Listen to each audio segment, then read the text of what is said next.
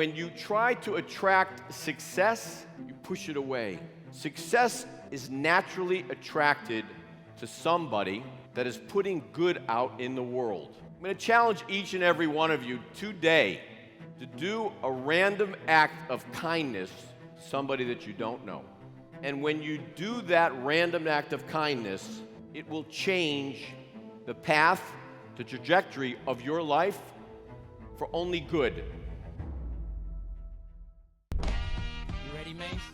Party people in the place to be. It's about that time. Yeah. What you know about going out? Oh, I love this song. First of all, thank each and every one of you for showing up. And I want to thank Saru John for asking me to be here. I also want to thank my friend Daniel G, because he's the reason I'm here. He's the reason that I met Saru John.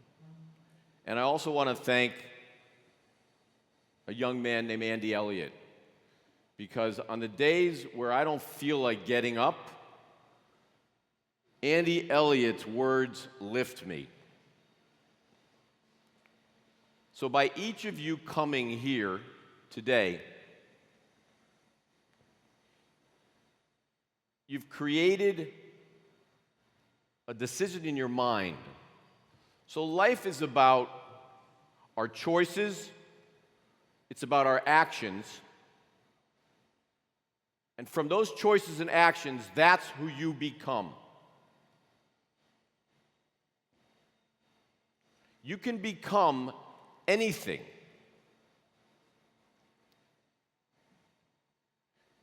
And when you try to attract success, you push it away. Success is naturally attracted to somebody that is putting good out in the world. So I'm going to challenge each and every one of you, then I'm going to talk about what we do here at Shapiro Capital. I'm going to challenge each and every one of you today to do a random act of kindness to somebody that you don't know. And when you do that random act of kindness, it will change the path, the trajectory of your life for only good. Now, if you watch me on social media, apparently none of you guys know who I am. So I guess I'm not doing a very good job on social media, but I'm going to try harder, because hard work creates action. Action, obviously, you know, creates habits. Habits create character, and that character creates your destiny. So today you can become that person that you're dreaming, that you're creating in your mind, that you're writing down every day that you aspire to become. So here at Shapiro Capital, we are in the multifamily space. Now, we don't own apartment buildings, we own communities. We don't have we don't have tenants, we have residents. We create a sense of community for our residents, because wherever you hang your hat, it's where you're happiest. So home is where you find that happy place. And I didn't come here to impress you, and we're not trying to impress what we do here at Shapiro Capital. But we have three very simple core philosophies. It's the 3 Ps. It's the principle of power, perspective, and principle. And for everybody that knows real estate, how many real estate people do we have here? A few? Greatest business in the world. It will break your heart, but it's the easiest business in the world. You believe me? So when you take a piece of real estate And I don't really know your laws here very well, but we actually do have quite a few foreign nationals from Canada that have come into our program and have invested in the United States, and they're doing very well. When you take a piece of real estate, we apply what's called leverage. Everything in Shapiro Capital is based on leverage. So you can use leverage in the standard fashion. It's a fulcrum. It can lift something that is much bigger than you, or you can use it to change your life. So we use it when we financially engineer our transactions or our deals. We use it to create a stable base where we can create value in a super hyperbaric fashion. So sometimes we leverage deals very high, and sometimes we leverage deals very low. And by chance, by being at a place like this, by shaking hands, by kissing babies. My grandpa Milton, I'm wearing his cufflinks, who was a developer, he said, shake hands and kiss babies, and you're going to never know who you may meet. So it's a very odd story. I'm skiing in Colorado. I'm on a chairlift, and I'm talking on, back then it was a flip phone. And I hung up the phone, and the gentleman next to me said, "What do you do?" I might have been talking a little animated or loud because I was probably angry about something. And I said, "I'm in the multifamily business." And he said, "Well, that's amazing. I work for an advisor, a capital advisor. Do you need capital?" I said, "I always need capital." I went on from his advisory firm. He introduced me to, I believe they're the 8th largest pension fund in the United States, the Ohio Public Retirement Teachers Pension Fund. They call it Ohio PERS. And they taught me how to buy debt, because debt is always attached to a piece of real estate, and I bought my first property, I bought my first note. Within 60 days, we owned the asset, and within 90 days, I had 4 other assets under contract to do the same thing with this partner. They created a program, and they lifted me to a level that I could never have done on my own. When I started in this business, I was going into my junior year in college. My mother, who was a commercial real estate broker, she helped me do my first deal, and my second, and my third, and my fourth, and my fifth. I couldn't get a loan. I went to multiple banks, and I ended up partnering with my father. Thank God. From that path, once I graduated with multiple buildings, became a commercial lender for a short period of time, the only job I've ever had, and then started to grow a massive portfolio. And I did it through friends and family, taking the principles of creating value as quick as possible, and then leveraging that value to the next level, and then using that capital, because in the US, if you borrow capital, it's non-taxable occurrence, and buying more. Once I was able to perfect this with a very large fund, we were able to attack multiple transactions, and it's an anomaly, because when you're really good at something, sometimes when you're trying to do it, you're failing. And you fail multiple times. But it's the failure that creates the clarity that teaches you to go to the next level. So from understanding the power of leverage, which we call debt, and I like to refer to debt from Wall Street is debt on steroids, because they inject it and we lift up and we can get some pretty heavy leverage. We have to take the perspective of how you look at things. And we do look at things a little different. For me, I want to buy more problems because I have solutions for those problems. Now, you may say, why do you want to buy a deal that's going through a bankruptcy? Or why do you want to buy a deal that's distressed? Because that is where the value is added.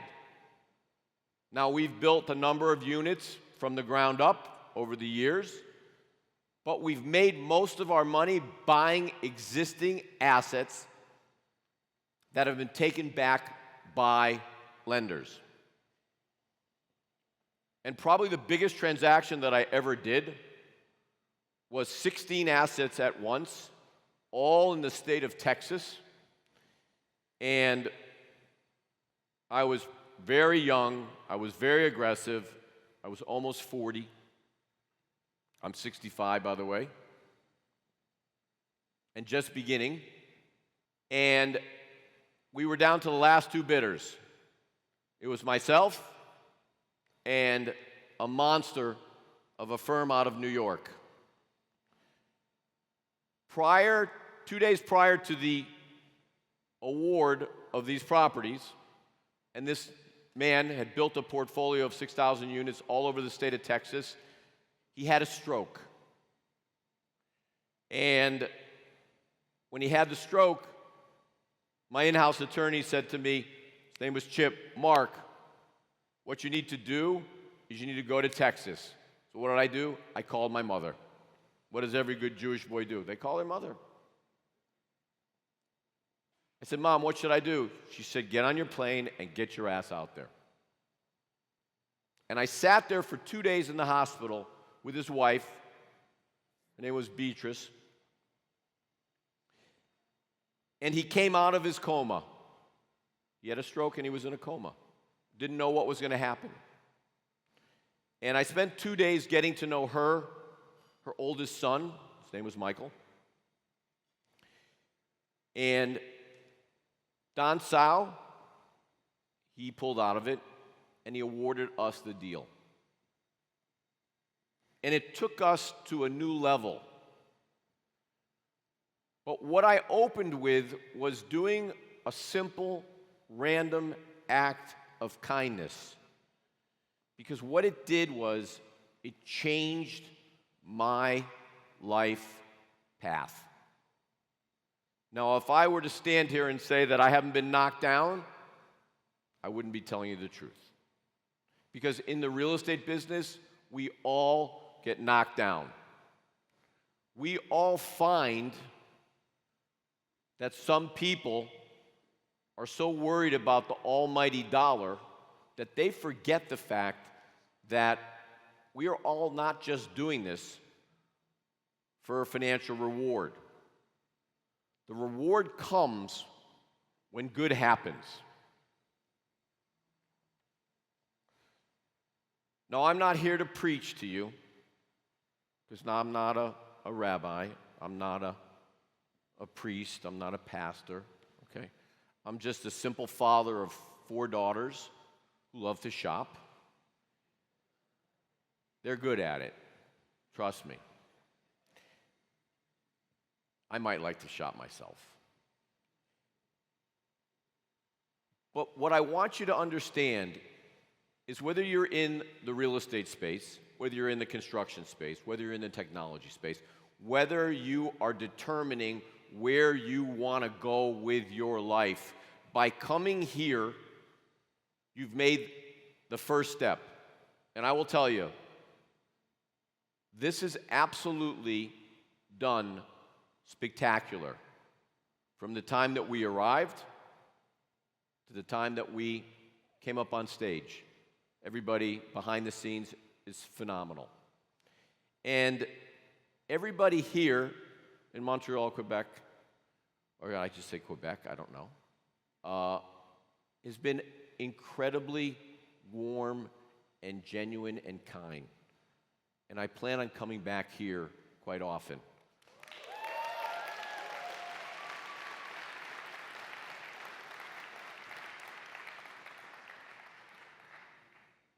So when you look at a deal, so this portfolio was 16 different properties spread out all over the state of Texas, and all in different forms of disrepair.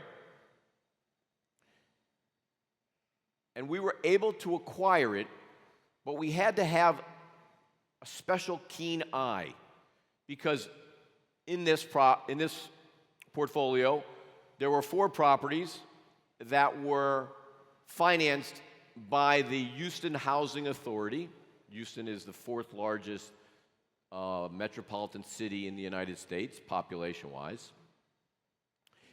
And we had done business there a lot.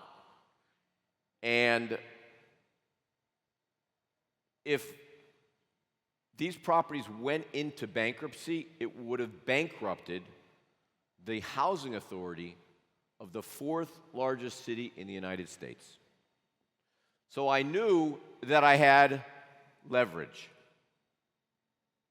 And I knew that they weren't going to let me fail, because if you owe a bank $10 million, you're a borrower. If you owe them a couple $100 million, you're their fucking partner. And they're not going to let you fail. They are going to stand beside you, and they are going to let you live your life the way you're used to living it. So we made a presentation to the City of Houston Housing Authority. I actually hired the ex-husband, for my lawyer, of the woman who runs the Houston Housing Authority. His ex-wife was running it. Her name is Daisy. And we walked in with my whole team, my property management team, my attorney, the attorney we hired locally, and we put the key boxes, if you know what apartments are, we have keys. We put the key boxes on a massive conference room table. And I turned and I started to walk away. And she said, "Where are you going, Mr. Shapiro?" I said, "I'm leaving. I'm giving you back the properties. I didn't sign on the debt. I don't owe you any money. And these properties are upside down." And she said, "Hold on a second." And I said, I looked at my watch and I said, "I'm going to eat. It's lunchtime." And she said, "What would you like to have for lunch?" At that moment, I knew I could do whatever I wanted to achieve with them, and I could create that leverage to solve all the other issues on the 12 other assets. And we did that, and we made a few dollars. Once we had that relationship, we then took the principles of what we do, because we are all, real estate is all data-driven. Do we agree on that? It's numbers. And numbers don't lie. But people do. So you have to verify over and over again.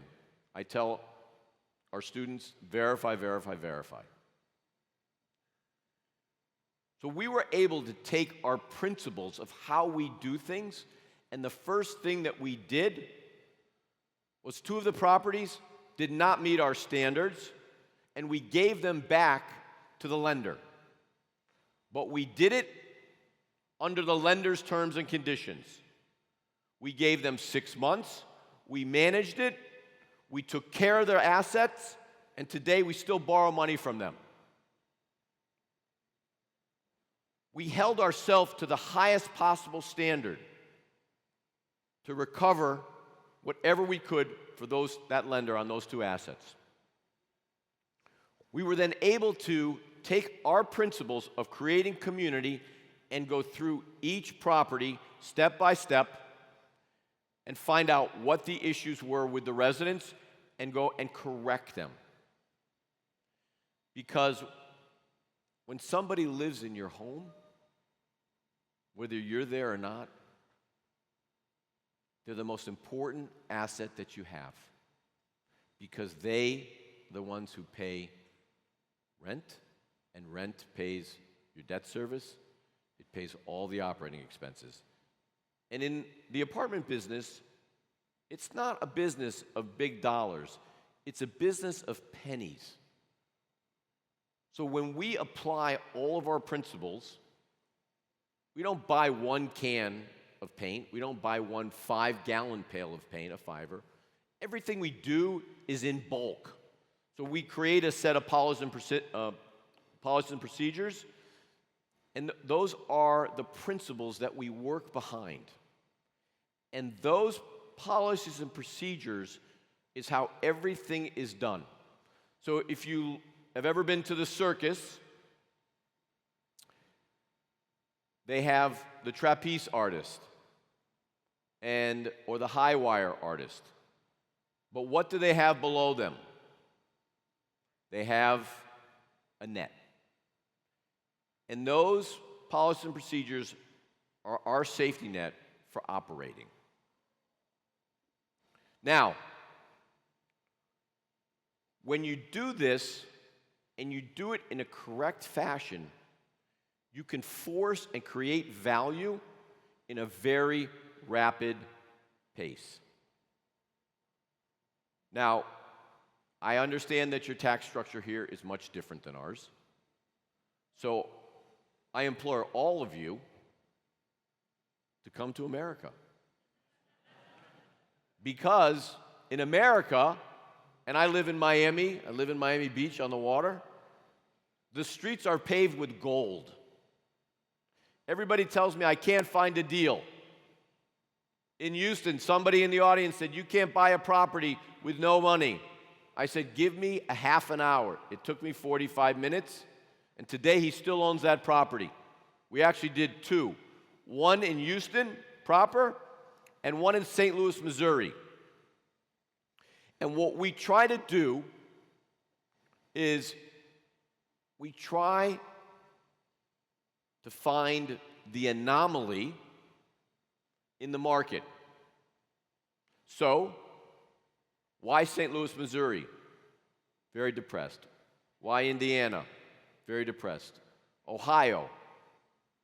We go into these markets because we can buy at a very low price point, but our rent per square foot is at a very high price point.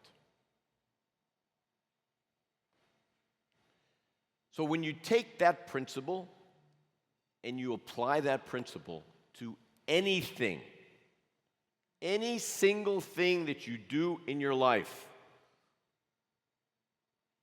find the small, minute difference. It can be a grain of sand. It can be a piece of rice. And that is going to change the way that you conduct your business. Now,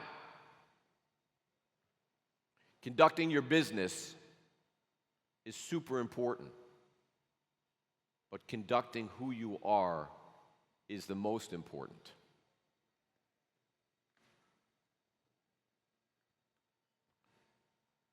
If you are looking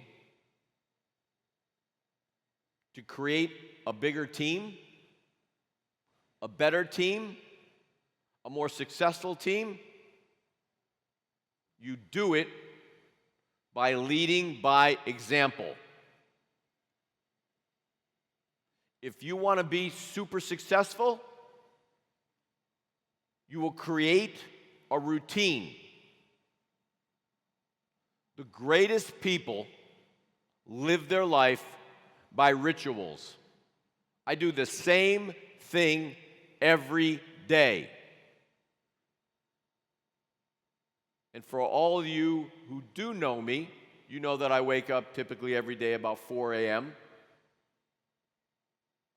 and I start my day. I spend a great deal of time giving thanks to God. For all the people who don't understand why Jewish people wear a yarmulke, it only reminds us that God's above us. There's nothing above us but God. If you think you're bigger than God, He will show you that you're not.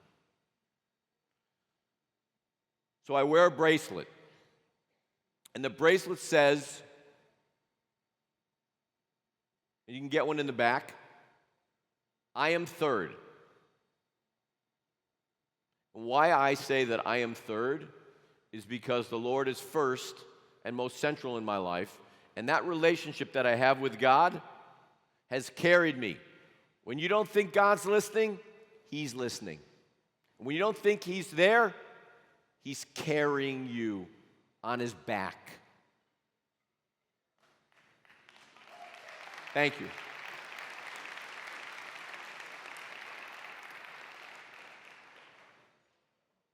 So, God is first in my life, my family and friends are second, and I come third. Sometimes I think I come fourth.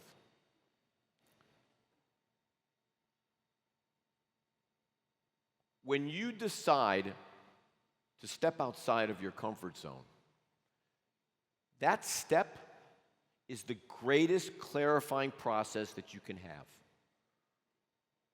What truly clarifies you is everything that you're going to do to achieve your goals. So at Shapiro Capital,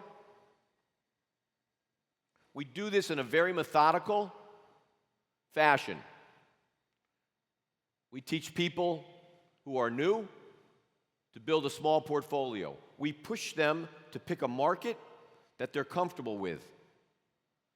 And then, if they're not achieving what they're supposed to achieve, we push them to get uncomfortable. They'll get a call from me. Now, I know that sounds like a bunch of shit, but they do. Because for me, this has become my true purpose. By teaching somebody that they can change their life and seeing them actually change their life, it gives me the ability to lift to another level. That way, I know that I can leave a legacy. I have 4 daughters. Only one, I hope, comes into our business, comes to work at our family office, or comes to work at Shapiro Capital. To me, that would be the greatest thing in the world. And I learned this business from family. And still to this day, I attribute all of my success to my relationship with God and my relationship with my grandfathers, my mother, my uncles who taught me this business. And they taught me one thing. And if you take away one thing today, if you don't ask somebody, you're never going to know whether they say yes. Because the worst thing that can happen is you don't ask the question. So if they say no, then ask the question differently. And today, as I ask you to all step out of your comfort zone and do something that's random, do something else. Call that person that you may have had a dispute with and put it behind you.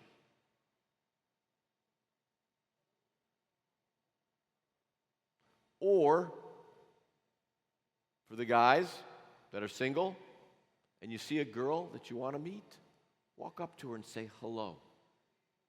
What do you got to lose? You have nothing. She might even say yes.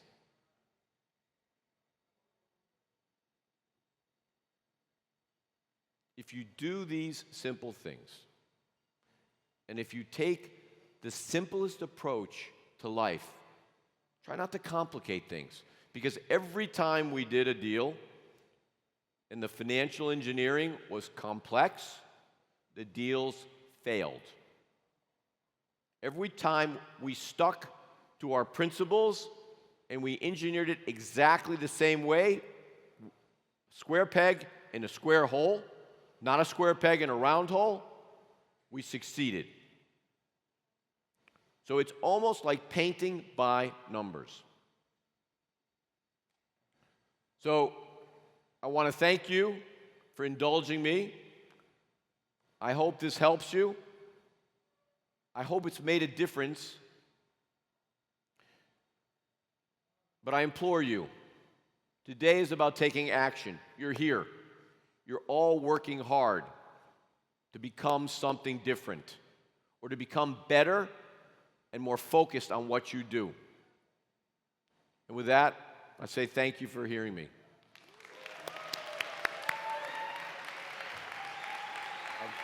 Thank you. Good job.